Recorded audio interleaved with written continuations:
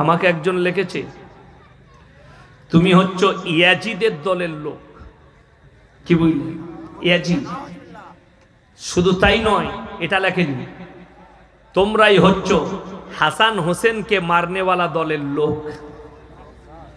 কালকে একজন বলেছে যে এই মৌলবীরাই হাসান হোসেনকে কারা মেরেছে? হাফেজ আলেমরাই মেরেছে। জোরে বলুন নাউজুবিল্লাহ। কি বলে? তারপরে দেখলাম তার চেহারাটা, দেখলাম কিরকম জানেন? ঠিক মনে হচ্ছে চিকেন তন্দুরি, শিক কাবাব। আমি বলি এই মাল। আবার আমার লেগে বলে যে মোটা পাড়া বক্তা আছে। আমার লেগে বলেছে তুই তো আমার পায়ের তার সমানও হবি না, আমার পায়ের থেকেও পাতলা, তোর এত বার হলো কি করে? সে আমাকে বলে এই কুলাঙ্গার। আমরা আজ চিল্লাই না, লাঞ্চটা ফেটে যাবে। একটু আসতে বল ভাই, আমি তোর লেগে দোয়া করি আল্লাহ তোকে হিদায়াত দেখ। তুই আমার লেগে যা বলবি বল। আমার লেগে গালি দিচ্ছে, এটা কাফের, এটা জাহান্নামী। তুই আগে তোর ভালো মৌলবীকে জিজ্ঞেস কর রে হারামখোর, যে জাহান্নামী কাকে বলা যায়, কাফের কাকে বলা যায়। আমরা মৌলবীরা কেউ কি একটা বেঈমান কাফের কেউ জাহান্নামী বলি না। বলা কথা বলেন চলবে না। সে যদি যার কিয়ামতের দিনে মৃত্যুর আগে যদি কালমা পড়ে ঈমান এনে যদি দুনিয়া থেকে বিদায় নেয়, তুমি লজ্জিত হবে কিয়ামতের দিনে, আর তোমাকে আল্লাহ লাঞ্ছিত করবে, তুমি বলতে পাবেন না।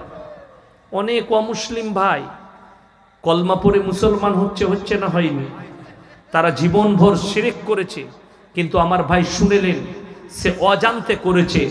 যখন সে জেনে গেল আমি পাপ করছি আর ইসলাম কবুল করলো, আমার ভাই আল্লাহ তার বিগত জীবনের পাপগুলোকে ধুয়ে মুছে পরিষ্কার করলেন। জোরে বলুন সুবহানাল্লাহ। সে তারপর থেকে মুমিন। তুমি তাকে কাফের জাহান্নামী বলো কি করে? আর আমার মতো মৌলবী যারা মাদ্রাসায় পড়ায়, যে মৌলবীরা আমরা নামাজ পড়ি, কিন্তু বড় কষ্ট লাগে কি জানেন? একবারও বললে না তোমরা হিন্দি গান চাপিয়ে ড্যান্স করছো এটা হারাম।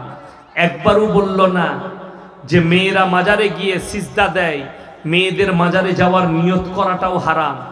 যখন আমার সাথে ফোনে কথা বলছে আমি প্রশ্ন করছি মেয়েদের মাজারে যাওয়া কি বললে হারাম? আমরা এটা স্টেজে বলো না কিংবা মসজিদের মেম্বারে বলো না কেন? বললেই তোমার বাজার খারাপ হয়ে যাবে, তোমার বাজার শেষ হয়ে যাবে। এরপরে কোরআন শুনেন, আমার মতো 100টা মৌলবী কিয়ামতের দিনে ধরা পড়বে। ইন্নাল্লাযীনা ইয়াকতুমুনা মা আনজালাল্লাহু মিনাল কিতাব ওয়া ইয়াশতারুনা বিহি সামানান কালীলা উলাইকা মা ইয়াকুলুনা ফি বুতুনিহিম ইল্লান নার ওয়া লা ইউকাল্লিমুহুমুল্লাহু ইয়াওমাল কিয়ামাতি ওয়া লা ইউযাক্কিহিম ওয়া লাহুম আযাবুন আলীম।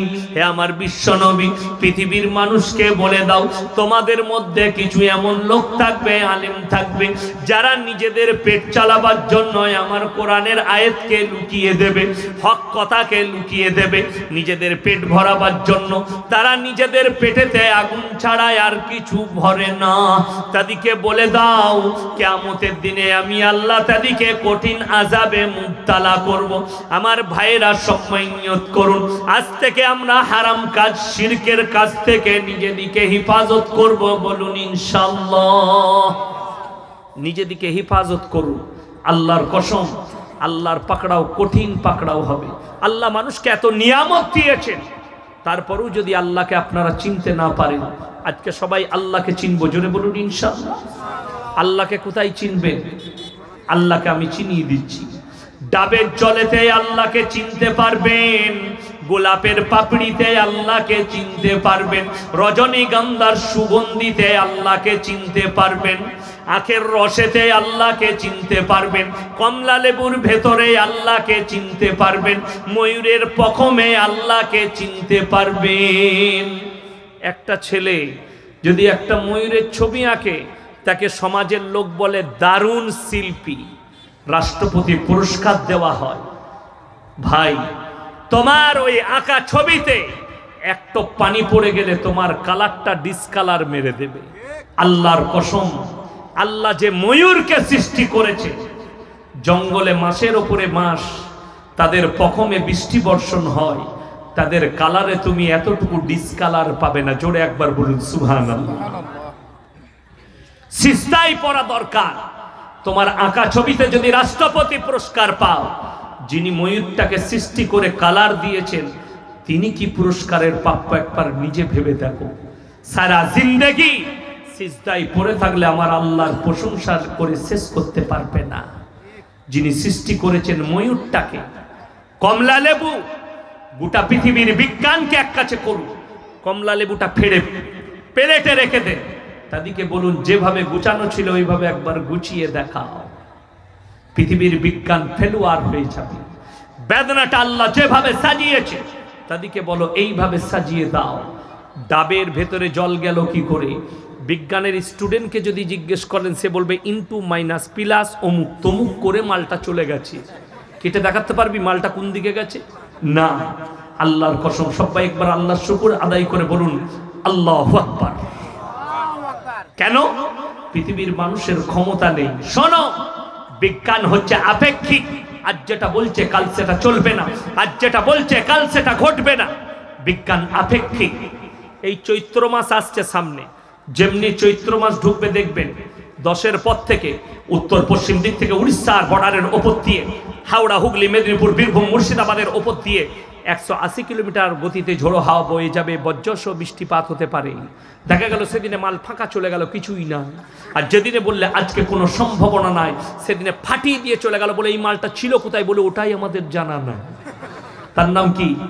সকলে জোরে বলুন আল্লাহ। তার নাম হচ্ছে আল্লাহ। আপনাদেরকে বুঝিয়ে দিই, বিজ্ঞান এখনো একটা কালারের নাম সৃষ্টি করতে পারেন, নাম দিতে পারেনি। তোমরা ফুটানি করো কিসের? যদি বলেন কেমন?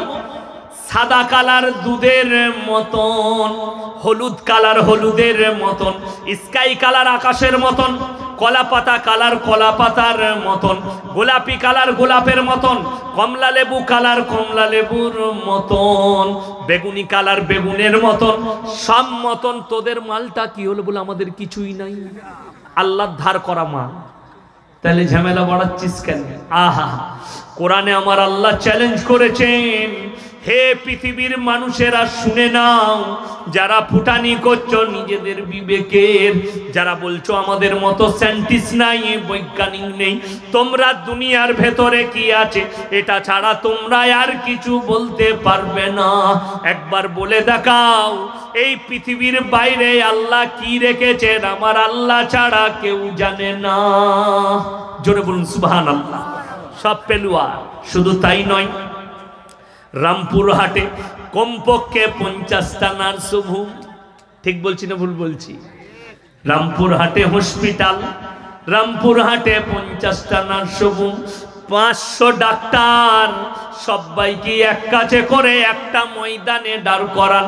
আর তাদেরকে জিজ্ঞেস করুন, তোমরা এত ফুটানি করছো, এত অপরশন, একবার বলুন আল্লাহ মানুষের মধ্যে রূহটাকে কোথায় রেখেছে?